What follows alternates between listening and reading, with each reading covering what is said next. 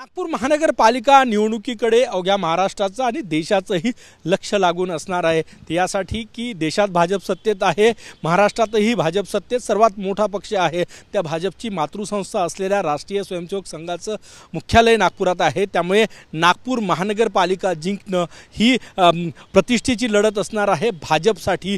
गेले 3 निवडणुका झाल्या, म्हणजे 15 वर्ष भाजपनं सत्ता उपभोगली नागपूर महानगरपालिकेची।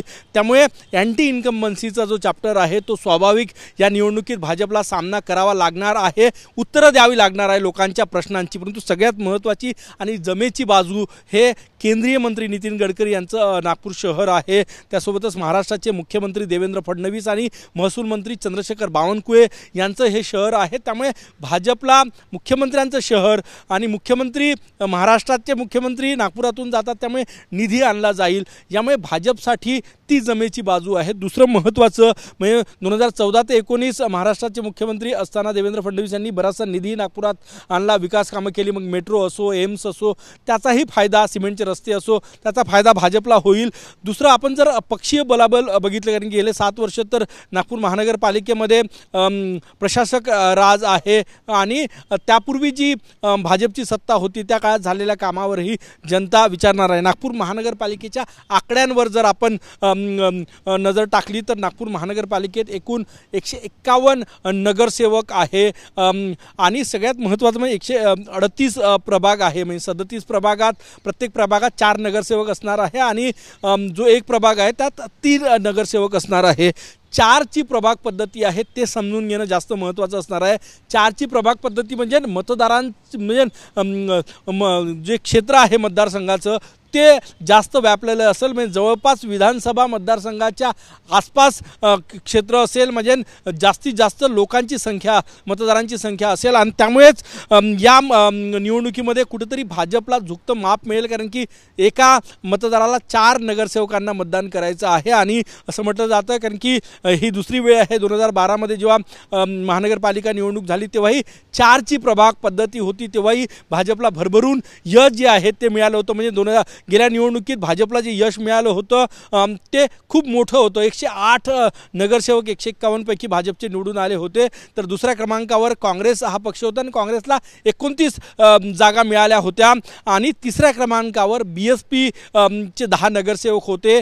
त्यानंतर शिवसेनेचे 2, राष्ट्रवादीचा 1 आणि अपक्षिक अशा प्रकारचं पक्षीय बलाबल गेल्या महानगरपालिका निवडणुकीत होतं आणि या निवडणुकीमध्ये 4चा प्रभाग आहे, त्यामुळे जे संघटन ग्राउंडवर आहे त्यांची मदत होणार आहे। दुसरं महत्त्वाचं म्हणजे नागपूर हे चळवळीचं केंद्र आहे असं म्हटलं जातं, कारण की आंबेडकरी चळवळीचं मोठं केंद्र नागपुरात राहिलेलं आहे। अनेक नेते नागपुरात होऊन गेलेले आहे।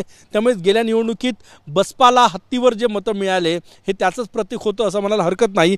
आणि जे परंपरागत मतदार आहे, गेल्या वेळेसच्या आकड्यांचे ॲनालिसिस यासाठी महत्त्वाचं आहे या निवडणुकीच्या पार्श्वभूमीवर, कारण की काँग्रेसला 29 आणि बसपाला 10 जागा मिळाल्या होत्या। काँग्रेसचे जे परंपरागत मतदार आहेत त्याचं डिव्हिजन झालं होतं, ते बसपाकडे गेले होते आणि त्यामुळे काँग्रेसला मोठा फटका बसला होता। आता या निवडणुकीमध्ये बहुजन समाज पक्षने ऑलरेडी डिक्लेअर केलेलं आहे की 16 लढणार।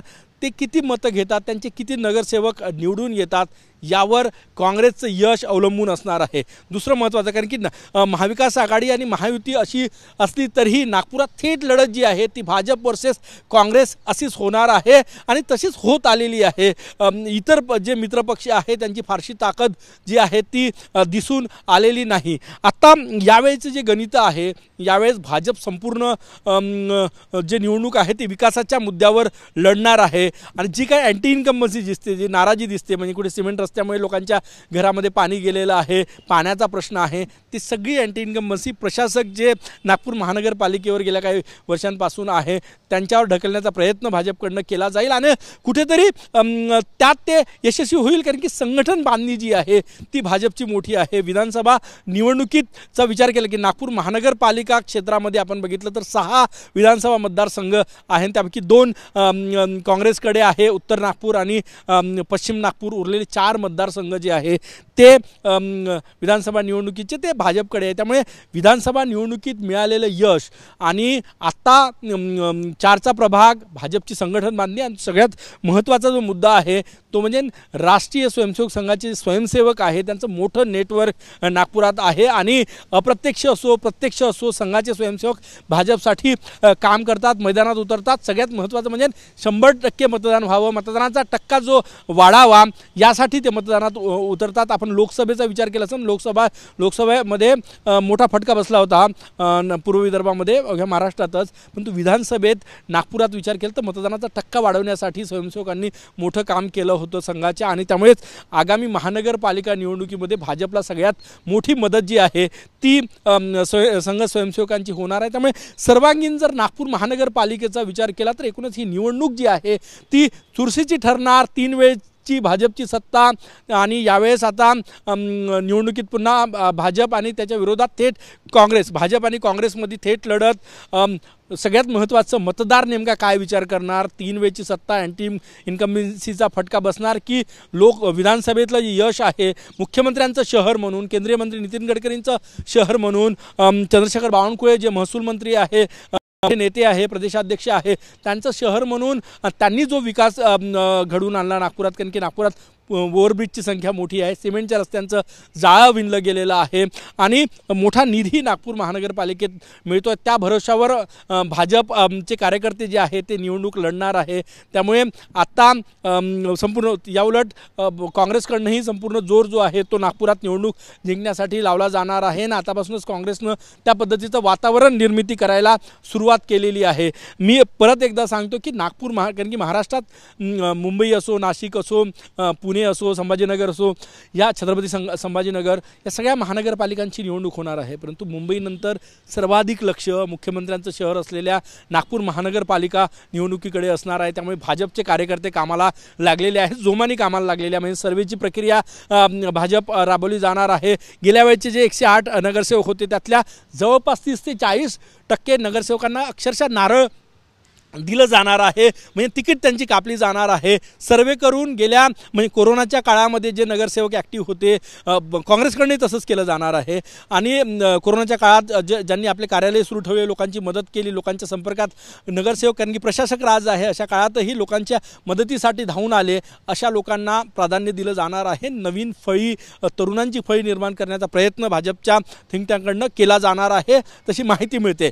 त्यासोबतच काँग्रेसकडनंही यावेळेस तिकीट देताना विचार केला जाणार आहे आणि तेही सर्वेतून आपले उमेदवार निवडणार आहे। आता मित्रपक्षांचा जी भूमिका राहिलेली आहे, आता भाजपनं डिक्लेअर केलेलं आहे महायुतीतले इतर पक्ष म्हणजे राष्ट्रवादी अजितदादा गट, शिवसेना शिंदे गट हे भाजपसोबत लढणार। जागांची वाटाघाटी किती होते हे माहीत नाही, परंतु खूप कमी जागा या दोन्ही पक्षाला सिंगल डिजिटमध्ये दिल्या जाईल अशी चर्चा आहे। त्यांचा किती परिणाम होतो हे गेल्या काही निवडणुकांचे जे आकडे आहेत त्यावरून आपल्याला स्पष्ट दिसते। काँग्रेसही दुसरीकडे काँग्रेस शरद पवार गटाला सोबत घेणार का, घेणार तर किती जागा दिल्या जाईल, शिवसेना ठाकरे गटाला किती जागा दिल्या जाईल, यांचं गेल्या वेळेचं पक्षीय बलाबल 1 नगरसेवक 2 नगरसेवक असं होतं, त्यामुळे किती जागा दिल्या जाईल आणि कुठले मुद्दे जास्त प्रभावी राहणार, या निवडणुकीतही लाडकी बहिणीचा मुद्दा जो आहे तो प्रभावी ठरणार का, हे सगळे मुद्दे या निवडणुकीवर प्रभाव टाकणार आहे। चुरशीची लढत, थेट लढत नागपूर महानगरपालिकेमध्ये आणि तीही काँग्रेस वर्सेस भाजप अशी होणार आहे।